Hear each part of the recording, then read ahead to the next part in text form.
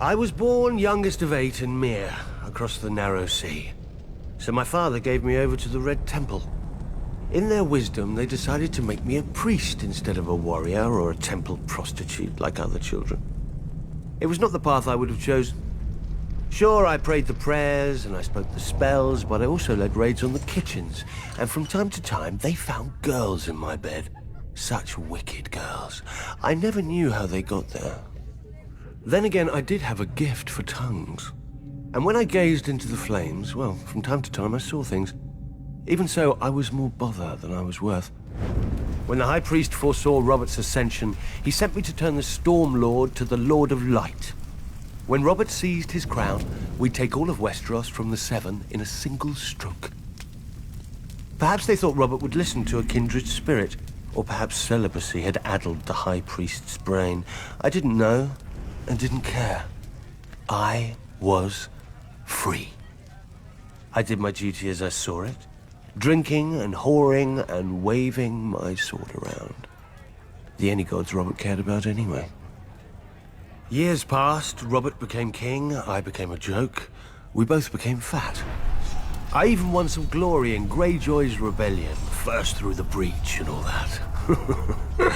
It's amazing what boldness a full bladder can inspire. But Robert had stopped listening to my sermons a long time ago, even if I'd still bothered to give them. Then came Robert's death, and the war. I'm not speaking of those brats squabbling over the world's pointiest chair.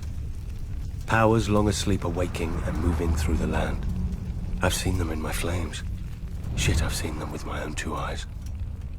The Lord of Light is real. And if he's real, then all of it is real. Man once again faces the war for the dawn, which has been waged since time began. On one side is the Lord of Light, the heart of fire, the god of flame and shadow. Against him stands the great other, whose name may not be spoken. The Lord of Darkness, the soul of ice, the god of night and terror.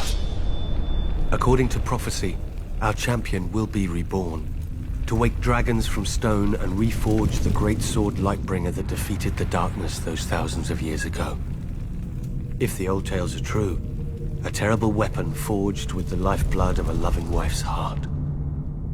Part of me thinks man was well rid of it, but great power requires great sacrifice. That much, at least, the Lord of Light is clear on. I sound like a dried-out old woman, I know. But as our former hand liked to say, winter is coming. When the cold winds rise, all men, no matter their faith or lack of it, huddle beside my night fires.